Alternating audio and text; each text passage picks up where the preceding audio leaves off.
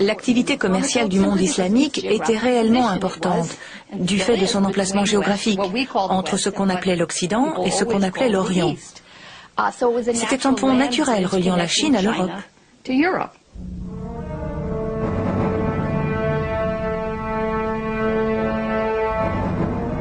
En seulement 2 siècles, l'islam se répand de l'Espagne au fin fond de l'Inde. Il faut près d'1 an pour voyager d'un bout à l'autre de l'Empire arabe.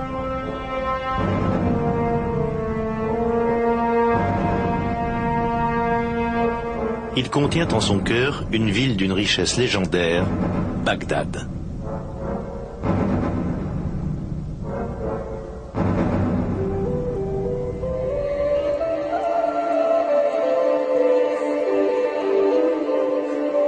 Les palais de l'ancienne Bagdad ont disparu au fil des siècles.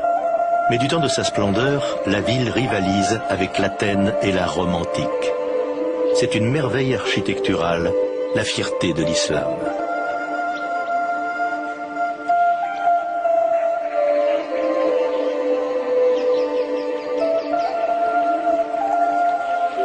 L'un de ses visiteurs en fait la description suivante.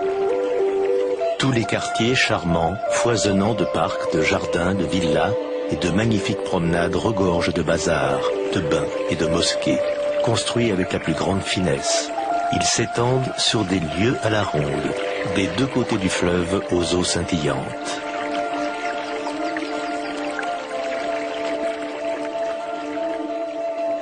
Mais au-delà du plaisir des yeux, ce sont surtout les visiteurs qui fréquentent la ville et les savants qui transforment Bagdad en joyau de la planète. À partir du 8e siècle, Bagdad a été le centre intellectuel du monde islamique. Les innovations majeures venaient toutes de Bagdad, ou arrivaient à Bagdad très vite, parce que l'élite s'y rassemblait, l'élite intellectuelle, l'élite des philosophes, l'élite des artistes.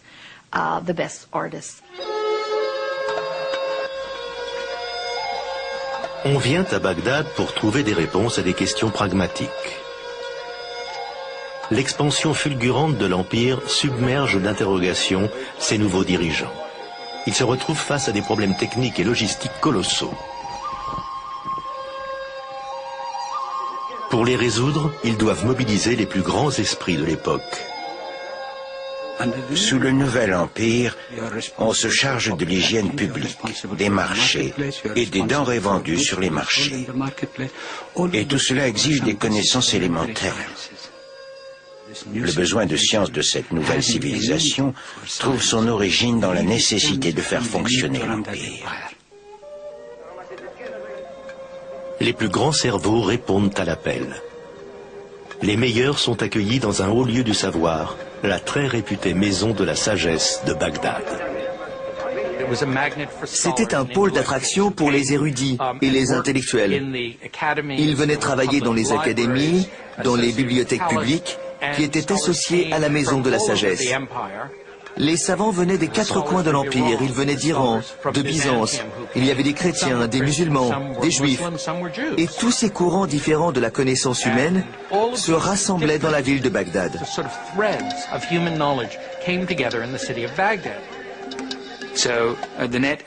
C'est ainsi que des individus de traditions culturelles radicalement différentes se sont retrouvés plongés dans le même creuset.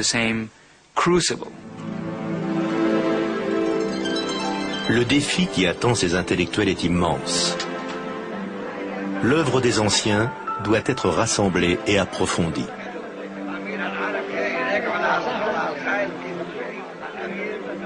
La concurrence se développe au sein de la nouvelle élite intellectuelle. Tous les scientifiques se faisaient concurrence pour le même poste, presque de la même manière que les bureaucrates ou les académiciens d'aujourd'hui rivalisent les uns contre les autres.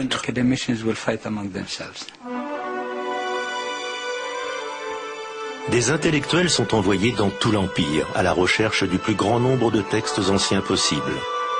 Il s'agit là du premier projet scientifique international de l'histoire de l'humanité. Contrairement à leurs homologues chrétiens, les penseurs musulmans ne voient pas de contradiction insurmontable entre leur foi et les lois de la nature. Ils embrassent donc la philosophie d'Aristote et de Platon, auteurs que l'Église chrétienne considère comme blasphémateurs. À cette époque, on commence à voir des scientifiques, des bureaucrates et d'autres partir enquêter sur toutes les civilisations qui ont pratiqué les sciences avant eux, que ce soit les Grecs, les Indiens, les Perses, etc. Les hindous sont à l'origine de concepts mathématiques qui nous influencent encore aujourd'hui. Quant aux pensionnaires de la Maison de la Sagesse, ce sont eux qui développent le système des chiffres arabes, toujours en vigueur. Ils traduisent et interprètent également les écrits des Grecs pour les offrir au monde occidental moderne. C'est aussi à Bagdad que naît la Renaissance. Ils ont réussi à assimiler une grande partie du riche héritage du monde hellénique. Puis, ils l'ont traduite en arabe, ce qui l'a rendu accessible à tous les participants de la nouvelle civilisation islamique.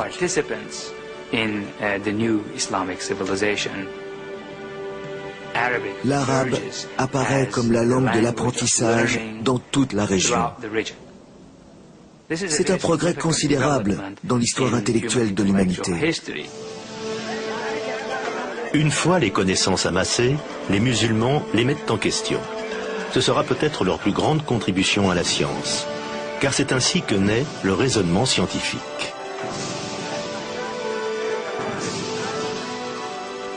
Ils voulaient savoir pourquoi un scientifique grec très intelligent, dont ils admiraient le texte qu'ils étaient en train de vérifier, avait pu se tromper. Ils se sont donc demandé si c'était parce qu'ils n'avaient pas les bons instruments ou parce qu'ils n'avaient pas la bonne méthodologie pour utiliser ces instruments lui servant à vérifier ses observations. Il s'agit de cet esprit-là, de ce questionnement, de cette idée qu'il faut bâtir la science constamment sur des bases systématiques et cohérentes. Lorsque l'on fait une proposition physique quant au fonctionnement de l'univers, la représentation mathématique de cet univers physique doit lui correspondre. À ce moment-là, commence à naître ce que j'appelle la nouvelle science islamique. L'algèbre et la trigonométrie, l'ingénierie et l'astronomie, quantité de domaines qui font partie intégrante de notre vie d'aujourd'hui, ont pour origine les scientifiques islamiques.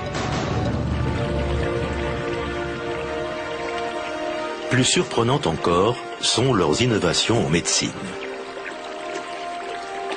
À une époque où les Européens prient leurs saints pour qu'ils les guérissent de leurs maladies, les médecins musulmans développent une théorie innovatrice selon laquelle la maladie se transmet par l'intermédiaire de minuscules organismes portés par le vent, l'ancêtre de la microbiologie.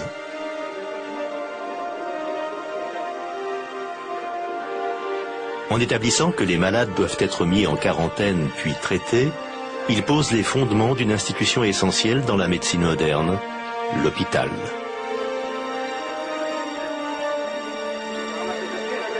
Les hôpitaux musulmans sont financés principalement grâce à des fonds religieux. Ils contiennent des salles séparées, dans lesquelles sont répartis les patients selon les différents types de maladies. Même les maladies mentales y sont traitées. Leurs études anatomiques sont si sophistiquées qu'elles seront utilisées par les médecins musulmans et européens pendant 600 ans.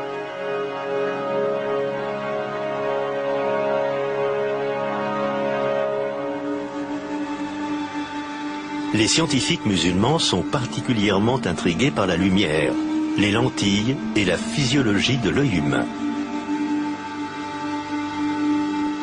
Le père de l'optique est un musulman connu sous le nom d'Al-Hasan. Son travail sur les lentilles mènera plus tard à l'invention de l'appareil photo. Il est l'auteur du premier traité se risquant à expliquer la vision humaine.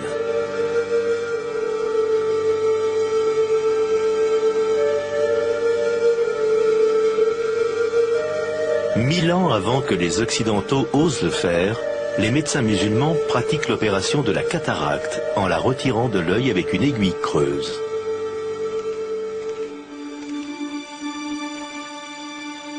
Mais pour que toutes ces connaissances transforment et éclairent l'Empire, elles doivent être recopiées et partagées entre une centaine de villes du monde islamique.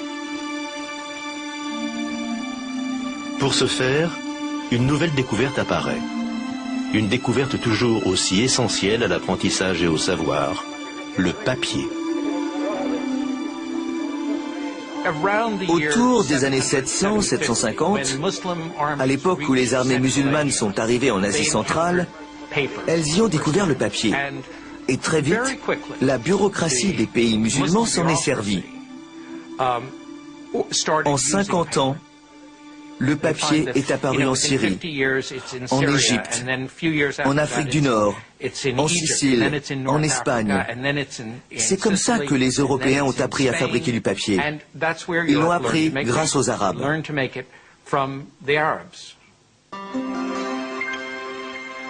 On voit l'apparition de noms de famille signifiant fabricant de papier, par exemple. Autrement dit, non seulement le papier était disponible, mais c'était devenu un domaine d'activité très répandu, ce qui a dû rendre les livres beaucoup plus accessibles. Grâce au large usage du papier et des livres, des centaines de scribes, dont quelques femmes, sont occupés à copier les traductions et les nouveaux écrits des savants de Bagdad. Les connaissances venues de Grèce, d'Inde, d'Asie centrale sont toutes consignées sur papier dans des livres. Et ces livres sont copiés et recopiés, puis diffusés. On sait par exemple qu'il y avait une rue des libraires avec plus de 100 boutiques vendant chacune du papier et des livres. À une époque où en Europe, un monastère s'estimait heureux quand il possédait 5 ou 10 livres. Alors que les moines occidentaux rassemblent leur savoir sur de coûteuses feuilles de parchemin, le papier permet à la civilisation islamique de diffuser largement ces toutes nouvelles découvertes et de créer une communauté étendue sur 3 continents.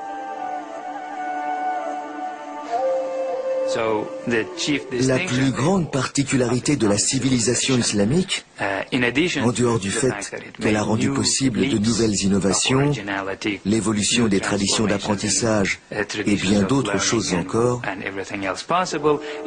c'est qu'elle a permis aux êtres humains de considérer le monde comme une seule et même entité, l'humanité.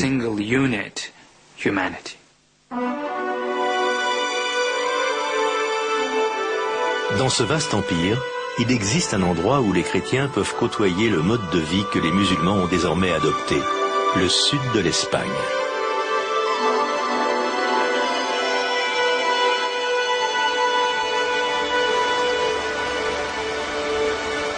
Sur le continent européen même, la culture islamique commence à influencer la civilisation occidentale.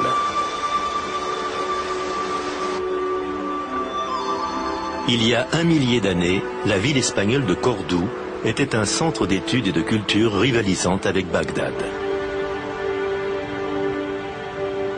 Aujourd'hui, son passé médiéval résonne dans ses ruelles étroites. Durant le Haut Moyen-Âge, Cordoue était la métropole la plus sophistiquée et la plus prospère du continent. Ses rues étaient éclairées et pavées. On y trouvait des bibliothèques, des hôpitaux et des palais. C'était la ville des Lumières, une ville musulmane. Au 9e et 10e siècle, Cordoue était l'une des villes les plus importantes et les plus exaltantes d'Europe.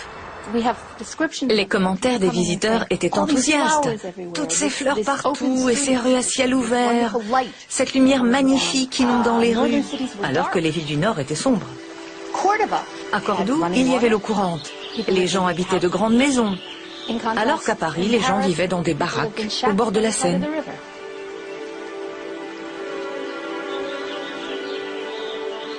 Voici ce qui fait alors la fierté de Cordoue. Cet édifice devenu aujourd'hui la grande cathédrale catholique de la ville. Mais la cathédrale de Cordoue a d'abord été une mosquée, l'une des plus grandes de l'Empire islamique. La grande mosquée de Cordoue était tout simplement la plus grande mosquée de la plus grande ville du sud de l'Europe. Quand on monte dans le clocher, le minaret d'autrefois, On surplombe l'ensemble des toits, et c'est assez surprenant de voir cette cathédrale, avec ses arcs-boutants, qui surgit au beau milieu de l'immense mosquée.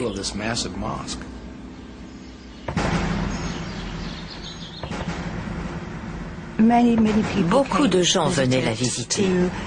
On venait voir les merveilles de la mosquée, ses voûtes à nervures, des voûtes qui ont cette forme-là, et qui, un siècle plus tard, ce n'est pas une coïncidence, contrairement à ce que vous pensez peut-être, sont apparues dans les cathédrales gothiques d'Europe du Nord, à Lincoln en Angleterre par exemple, ou à Chartres. De toute évidence, l'architecture de ces cathédrales a été influencée par la grande mosquée de Cordoue, dans le sud de l'Espagne.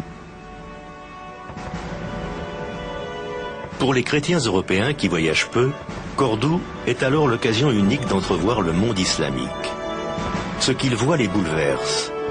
Alors que la majeure partie de l'Europe de l'époque est plongée dans la pauvreté et la misère, Cordoue est un modèle de prospérité et de culture. Au Xe siècle, une religieuse saxonne du nom imprononçable de Hrosvita a appelé Cordoue l'ornement du monde. Elle était très éprise du lieu, et c'était une religieuse chrétienne.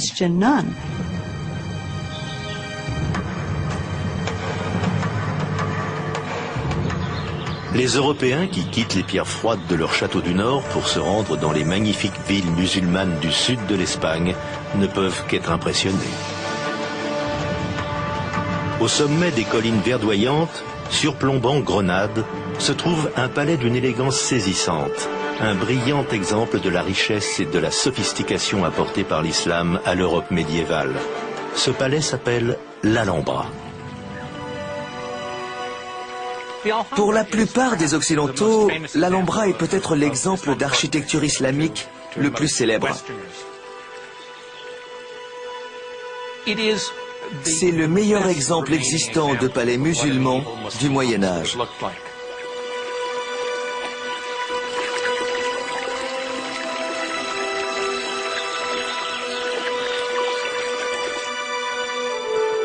Les arabesques, les motifs géométriques finement sculptés et les piliers en marbre se font l'écho d'un style de vie aujourd'hui disparu, d'un luxe extraordinaire.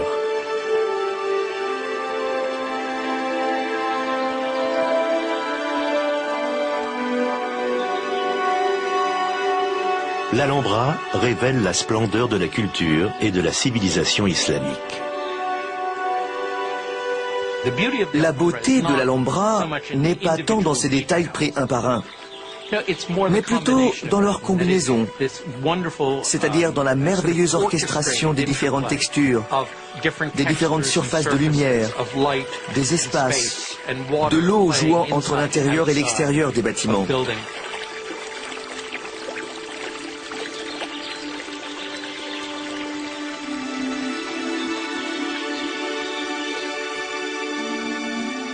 On dirait une symphonie composée de différents éléments qui ont été soigneusement assemblés pour le plaisir exquis du spectateur.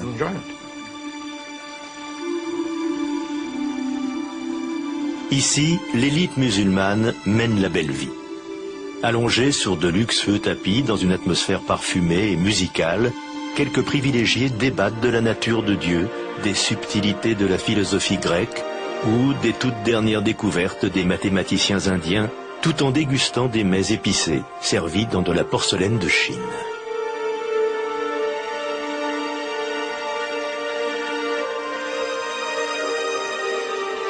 Ils flânent dans des jardins luxuriants, arrosés grâce à un système complexe d'irrigation par gravité.